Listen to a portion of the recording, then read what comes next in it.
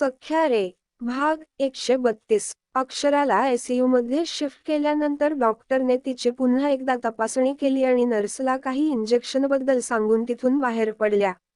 दरवाजात असलेल्या गोल पारदर्शक काचेतून डोकावणारा अबीर जेव्हा डॉक्टर बाहेर येताना पाहतो, तेव्हा दरवाजापासून बाजूला होऊन उभा राहतो.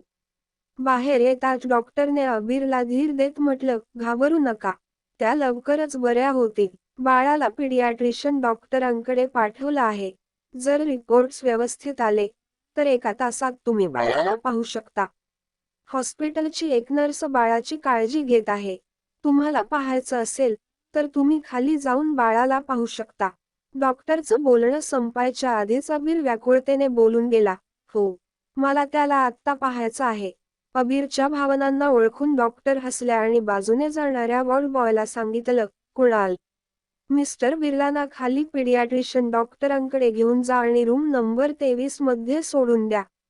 Okay doctor. वॉर्ड बॉय म्हणाला आणि अबीर समोर आला. अबीरला चालण्याचा इशारा देत तो पुढे चालायला लागला.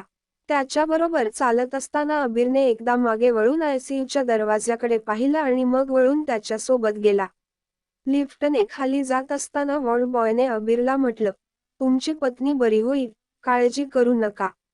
आणि तुमचं बाळ, ते तर एकदम तंदुरुस्त दिसतंय. डॉक्टर फक्त चेकअप करून घेतील. तुम्ही पाहिलं नाही आहे त्याला, पण मी सांगू शकतो की तुमच्या बाळाचं नाक आणि डोळे अगदी तुमच्यासारखे आहेत.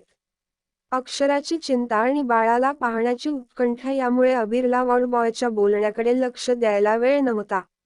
लिफ्टमधून बाहेर पडताच जेव्हा तो पिडियाट्रिशियन डॉक्टरांकडे पोहोचला, त्याने पाहिलं की राघव तिथे उभा होता आणि नर्सशी बोलत होता.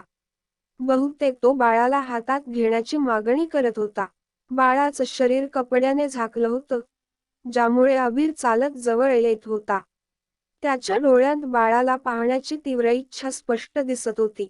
थोडं अजून जवळ येताच त्याने नर्सच्या हातात एक मौसूद पांढऱ्या कपड्यात गुंडाळलेलं बाळ पाहिलं. कपड्यांमुळे अबीर त्याला पाहू शकला नाही, फक्त त्याच्या लहानशा मुठी कातड्यासारख्या गुलाबी हातांशिवाय.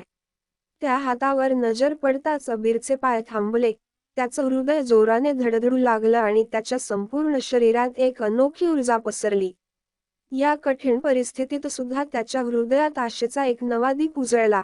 त्याने आपल्या ओठांना दाबत आपल्या डोळ्यांतील अश्रूंमुळे धूसर झालेली नजर पुसली आणि पुढे जात नर्सकडे बघत बोलला, माझं बाळ. अबीरचा आवाज ऐकून राघव मागे वळला आणि अबीरला 1 पाऊल अंतरावर पाहून नर्सची तक्रार करत म्हणाला, अबीर सर पहा ना, ती मला बाळाला हातात घ्यायलाच देत नाहीये. त्याच्या बोलण्याकडे लक्ष न देता अबीर पुढे गेला आणि एकटक बाळाकडे पाहत राहिला. नर्सच्या हातात बाळ आरामात झोपलेलं होतं. त्याच्या शरीरात कोणतीही हालचाल नव्हती. त्याचा चेहरा नर्सने आपल्या छातीत लपवून ठेवला होता. नर्सने बाळाला कसं पकडलं यामुळे अबीरच्या मनात एक अस्वस्थता निर्माण झाली आणि त्याने नर्सकडे कडक नजर टाकली. अबीरचं असं पाहणं बघून नर्सने विचारलं, तुम्ही बाळाच्या कुटुंबातील आहात का? मी याचा डॅड आहे, अबीरने तत्काळ उत्तर दिलं, ज्यावर नर्स हसली आणि म्हणाली, फक्त 2 मिनिटं थांबा. डॉक्टर लगेच बाळाचं चेकअप करून देतील, मग तुम्ही त्याला घेऊ शकता. नर्सचं बोलणं ऐकून अबीरने कोणतीही विशेष प्रतिक्रिया दिली नाही, कारण त्याचं संपूर्ण लक्ष बाळाच्या त्या छोट्याशा हातावरच होतं. त्याने हात पुढे केला आणि त्याला जाणवलं की त्याचं हृदय घशात आलंय. बाळाच्या नाजूक बोटांना स्पर्श करताच अबीरचे डोळे पुन्हा एकदा ओलसर झाले. त्या कोमल स्पर्शाने त्याला जाणवलं की तो आज खऱ्या अर्थाने बाप बनला आहे. ही आनंदाची भावना काही वेगळीच आणि नवीन होती, ज्यासमोर जगातील कोणतीही आनंद फिकी वाटली. बाळाच्या एका स्पर्शाने अबीरच्या चेहऱ्यावरचे सगळे ताण नाहीसे झाले आणि त्याच्या ओठांवर हसू फुललं. हे हसू लक्षात घेत नर्सने बाळाला आपल्या छातीपासून वेगळं केलं आणि अचानक बाळाला अबीरच्या हातात देत म्हणाली, तुमची बारी येईपर्यंत तुम्ही बाळाला हातात धरू शकता. अचानक त्या नन्ह्या जीवाला हातात आल्यामुळे अबीरचे डोळे विस्फारले आणि त्याने त्या बाळाला नवशिक्यासारखं आपल्या हातात घट्ट पकडून ठेवलं. जणू काही हलकं धरल्यावर बाळ खाली पडेल. अबीरचे घबराहट पाहून नर्सने त्याच्या बाजूला धरून थोडं आरामात घेतलं आणि बाळाची स्थिती व्यवस्थित करत म्हणाली, असं धरतात. सहज झाल्यावरच अबीरचं लक्ष बाळाच्या चेहऱ्याकडे गेलं, जो त्याच्या तळहातापेक्षा छोटा होता. त्याच्या डोक्यावर केस खूप कमी होते आणि गाढ टमाटरासारखे लाल दिसत होते, ज्याच्यामध्ये त्याची छोटीशी सरळ नाक आणि गुलाबी ओठ दिसत होते. तो इतका नाजूक आणि हलका होता की अबीरला वाटलं जणू त्याने आपल्या हातात एक छोटा तकिया धरला आहे. जेव्हा त्याने पहिल्यांदा अक्षराला प्रेग्नंट पाहिलं, त्याने कधीही या विचारातून स्वतःला दूर ठेवलं नव्हतं की बाळाला पहिल्यांदा हातात घेतल्यावर तो काय करेल. पण आज जेव्हा त्याने प्रत्यक्षात आपल्या छोट्या रूपाला हातात धरलं, त्याची पितृत्व भावना उफाळून आली आणि त्याने झुकून बाळाच्या कपाळावर एक किस दिलं. बाळाच्या कपाळावर किस घेताच अबीरच्या डोळ्यांतून पाझरणारे अश्रू थांबले. त्याच्या हृदयातील काळजी जणू क्षणभर विसरली गेली. त्या नाजूक स्पर्शातून त्याला एक नवीन ताकद मिळाली होती. त्याच्या अंगातील प्रत्येक पेशी जणू त्या बाळाला जपण्यासाठी सज्ज झाल्या होत्या. बाळाच्या शांत चेहऱ्याकडे पाहताना अबीरला आयुष्यातील सगळ्यात मोठं सुख गवसल्याचं जाणवलं. तो एकटाच नव्हता. त्याच्या आयुष्याला आता नवीन अर्थ मिळाला होता. त्याचं पितृत्व आता फुलत होतं. एक नवीन अध्याय सुरू होत होता. त्याने हळूवारपणे बाळाला थोडं उचललं आणि त्याला अजून जवळ धरलं. बाळाची ऊब जाणवताच अबीरच्या चेहऱ्यावर एक समाधानाचं स्मित फुललं. त्याने मनोमन ठरवलं की जे काही होईल ते हो, तो या छोट्याशा जीवाला कधीही दुखू देणार नाही. आता त्याच्या मनात फक्त एकच विचार होता. अक्षराला लवकरात लवकर ही आनंदाची बातमी कळवायची. अबीर अजूनही बाळाच्या चेहऱ्याकडे एकटक पाहत होता.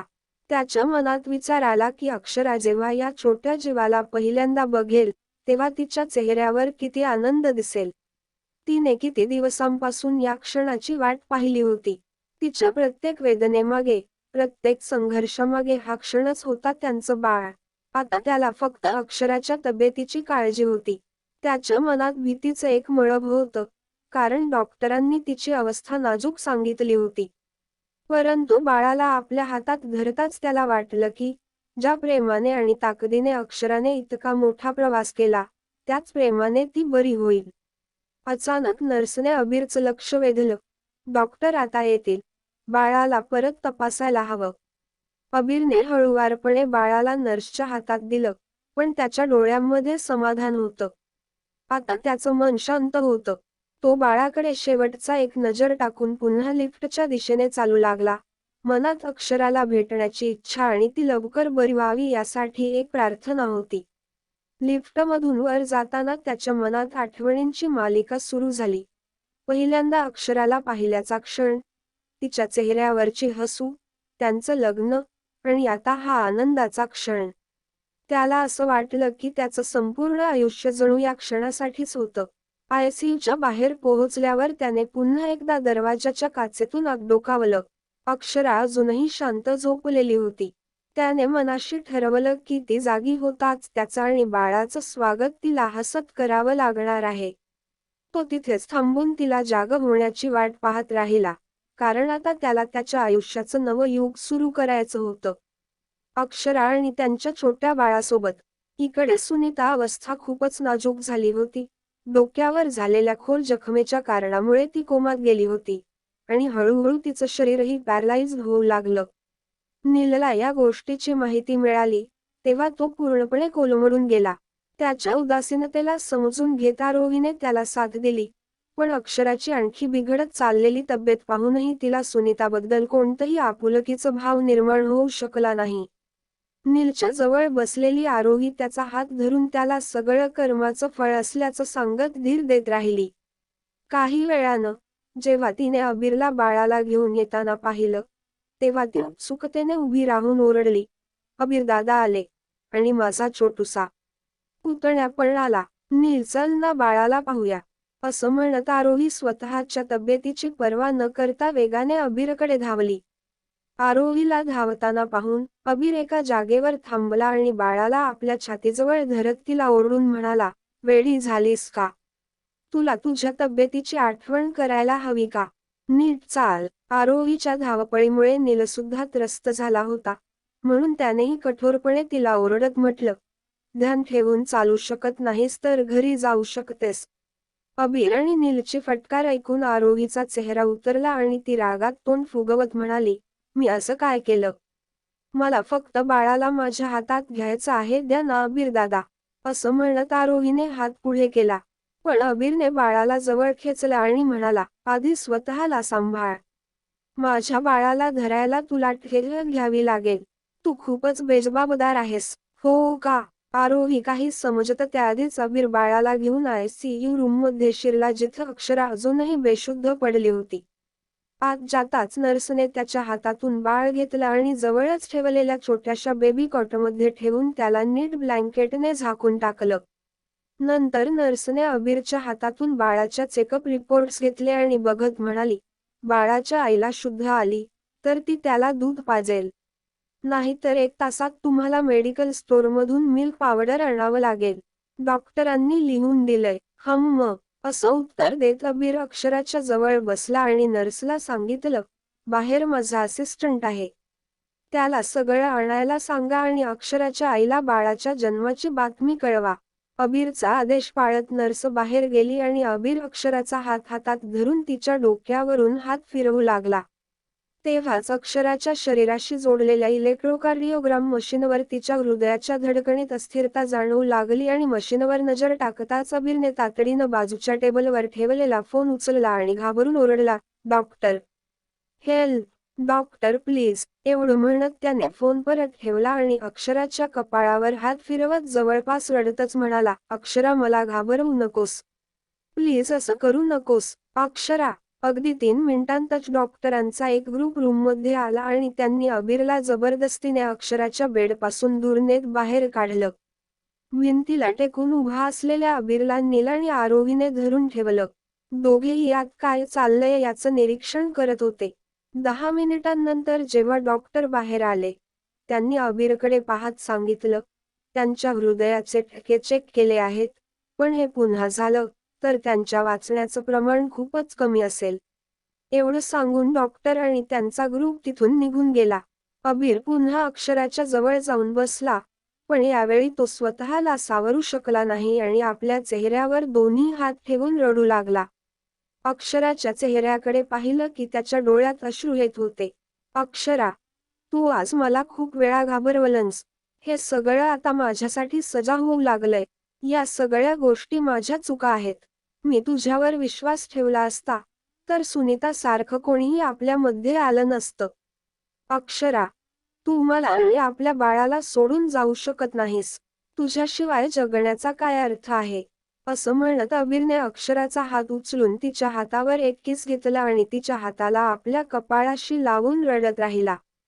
त्याचवेळी त्याला जाणवलं की अक्षराच्या बोटांमध्ये हलकासा स्पर्श झाला, ज्यामुळे त्याने आपल्या अश्रूंना एका क्षणात पुसून टाकलं आणि उठून तिच्या डोक्यावर हात ठेवत बारकाईने पुन्हा एकदा तिचं नाव पुकारलं. अक्षरा, अक्षरा, अक्षरा, तू उठलीस. अक्षरा, शुद्धीवर ये. अक्षराच्या पापण्यांमध्ये हालचाल झाल्याचं पाहून अबीरच्या मनात आशेचा किरण आला. दुसरीकडे अक्षराला अबीरचा आवाज ऐकू येत होता, पण तो एवढा जड झाला होता की तिला स्पष्ट काहीही ऐकू येत नव्हतं. डोळे उघडले, तरी अबीर तिला धूसर आणि हलका दिसत होता. तिला आपल्या शरीराच्या खालच्या भागात काहीही जाणवत नव्हतं आणि असं वाटत होतं की तिचं डोकं जणू हवेत तरंगत आहे. तरीही तिच्या मनात आपल्या बाळाची आणि अबीरची काळजी घर करून बसली होती. आपल्या चेहऱ्यावरचा ऑक्सिजन मास्क काढत तिने जवळ उभ्या असलेल्या अबीरला नीट पाहिलं आणि जेव्हा तिला खात्री झाली की अबीर ठीक आहे, तेव्हा तिने आपल्या ओठांना हलकं उघडून खूपच कमजोर आणि कंप भरलेल्या आवाजात विचारलं, अबीर. हो, मी इथेच आहे. आता प्लीज झोपू नकोस, जागी राहा. फक्त थोडा वेळ. असं म्हणत अबीर तिच्या डोक्यावर हात फिरवत तिला जागं ठेवायचा प्रयत्न करत राहिला. अक्षराच्या कानात त्याचा आवाज हळूहळू स्पष्ट येऊ लागला आणि तिच्या नजरेसमोरचं दृश्यही स्थिर होऊ लागलं. पण आपल्या बाजूला किंवा अबीरच्या हातात बाळ दिसत नसल्याने तिची चिंता वाढली आणि तिने पुन्हा एकदा कापणाऱ्या आवाजात अबीरला विचारलं, अबीर, माझं बाळ कसं आहे? अक्षराला बोलताना अबीरच्या चेहऱ्यावर शांतता दिसू लागली, जी बरेच दिवस ताण आणि भीतीमुळे हरवली होती. काहीही बोलण्यापूर्वी त्याने अक्षराच्या केसांमधून हलकेच हात फिरवला. आपलं बाळ एकदम ठीक आहे. And he Subway. अबीरच्या उत्तराने अक्षराची चिंता दूर झाली आणि तिच्या ओठांवर हळूच हसू फुललं. तिने आपला हात उचलून अबीरच्या गालांवर पडलेले अश्रू पुसले. त्यानंतर तिने हळूहळू आजूबाजूला पाहिलं. जिथे तिची नजर पोहोचू शकली तिथे तिने आपल्या बाळाला शोधलं. पण तिला बाळ दिसलं नाही. म्हणून तिने अबीरला विचारलं, अबीर, मला माझं बाळ पाहायचं आहे. हो, मला माहिती आहे. पण तू अजून खूप हलू शकत नाहीस.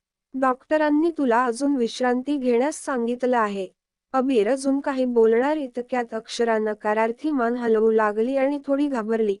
नाही, मला बाळाला आत्ता पाहायचं आहे. म्हणजे आत्ता. तुम्ही खोटं सांगत आहात ना? तो खरंच ठीक आहे का? मला दाखवा. आत्ता. Yes lady. मी फक्त असं म्हणत होतो की बाळाला पाहून तू खूप उतावळी होऊ नकोस. मी त्याला तुझ्या जवळच आणतो.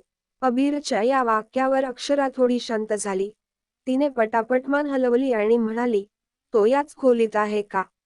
मला का दिसत नाही? अक्षराची बेचैनी समजून अबीरने हळूच हसून आपली जागा सोडली. अबीर बाजूला झाला तेव्हा अक्षराला बेबी कॉटमध्ये तिचं लहानसं बाळ दिसलं. त्याचं गोंडस गुलाबी चेहरा तिला स्पष्ट दिसू लागला. पांढऱ्या कपड्यांमध्ये लपेटलेलं बाळ ती नीट पाहू शकली नाही. म्हणून तिने बाळाकडे पाहणं थांबवलं आणि पुन्हा अबीरकडे पाहू लागली. तिच्या डोळ्यात एकच मागणी होती की अबीर बाळाला तिच्या जवळ आणून ठेवेल. अबीर तिच्या भावना ओळखू शकला. म्हणून तो हसला आणि क्षणात बेबी कॉटजवळ जाऊन बाळाला अलगद आपल्या हातात घेतलं. अक्षराला हळूच हलू नको असं सांगून त्याने म्हणालं, मी डॉक्टरांना बोलावतो. त्यांच्याकडून विचारू की बाळाला कसं फीड करायचं. आधी माझं बाळ माझ्या जवळ ठेवा. अक्षराच्या आतला मातृत्वाचा उत्कटतेने तिच्या आवाजात कडकपणा आणला. कपाळावर आठ्या पडल्या आणि शेवटी अबीरने हळूच बाळाला अक्षराच्या बाहूंमध्ये ठेवलं. बाळाला ठेवताच ते थोडं हललं आणि हळूहळू त्याने आपलं लहानसं तोंड उघडलं. डोळे बंद ठेवूनच त्याने हलकं रडायला सुरुवात केली. त्याचा आवाज हलका असला तरी अबीरच्या चेहऱ्यावर काळजी स्पष्ट दिसत होती. त्याला समजलं नाही की त्याने काय केलं की बाळ रडायला लागलं. घाईघाईने आपले हात मागे घेत तो अक्षराकडे बघत म्हणाला, मी काहीच केलं नाही. अबीरचा हा घाबरलेला चेहरा पाहून अक्षरा हसू लागली आणि बाळाला आपल्या कुशीत धरत मंद आवाजात म्हणाली, तो फक्त घाबरला आहे म्हणून रडतोय. हे म्हणत अक्षराने आपल्या नाजूक बाळाकडे पाहिलं आणि त्याला आपल्या अंगाशी इतकं घट्ट धरलं की जणू काही तो तिच्या शरीराचा तुकडाच आहे. जेव्हा ती त्या अपघातात पडली होती, तिला वाटलं होतं की इतक्या अडचणींना तोंड दिल्यानंतर आणि इतके महिने आपल्या बाळाला पाहण्याची प्रतीक्षा केल्यानंतर कदाचित ती त्याला कधीच भेटू शकणार नाही. पण आता त्या लहानशा जीवाला आपल्या बाहुपाशी धरताच तिच्या डोळ्यात अश्रू येऊ लागले. अबीरने तिला रडताना पाहिलं आणि तातडीने तिच्या कपाळावर हात फिरवत म्हणाला, जान, आता सगळं ठीक आहे. त्या घटनेचा विचार करू नकोस. तणावामुळे तू लवकर बरी होणार नाहीस. तुला आपल्या बाळासाठी लवकर बरं व्हायचं आहे. आणि तुमच्यासाठी अबीर, माझं बरं होणं, न होणं याचा तुम्हाला काही फरक पडत नाही का?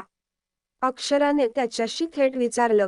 तो प्रश्न ऐकताच अबीर जवळजवळ 30 सेकंदांपर्यंत अक्षराच्या थकलेल्या चेहऱ्याकडे बघत राहिला. त्यानंतर तो तिच्या कपाळावर झुकला आणि आपल्या ओठांनी तिच्या कपाळाचा हलकासा स्पर्श करत म्हणाला, तू माझं संपूर्ण आयुष्य आहेस. मला कसा फरक पडणार नाही. मी तुझ्याशिवाय जगण्याची कल्पनाही करू शकत नाही.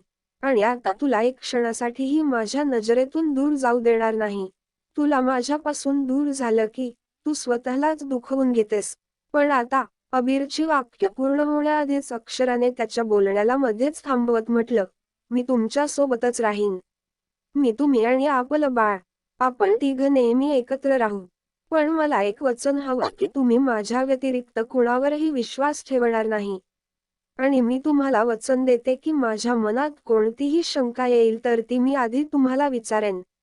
आपलं नातं सुरुवातीपासूनच कमकुवत होतं. याची पायाभरणीच खोटं आणि फसवणुकीवर झाली होती, ज्यात कधीही विश्वास नव्हता. त्यामुळे आता मी वचन देते की काहीही झालं तरी मी नेहमी तुमच्यावर विश्वास ठेवेन. अक्षराच्या थरथरत्या आणि कमकुवत आवाजाने अबीरचं मन हेलावलं. नेहमीच कणखर दिसणारा अबीर त्या क्षणी एका लहान मुलासारखा रडू लागला. त्याने अक्षराचा हात आपल्या कपाळावर ठेवला आणि जवळजवळ 5 मिनिट तसाच बसून राहिला. त्यानंतर त्याने बोलायला सुरुवात केली.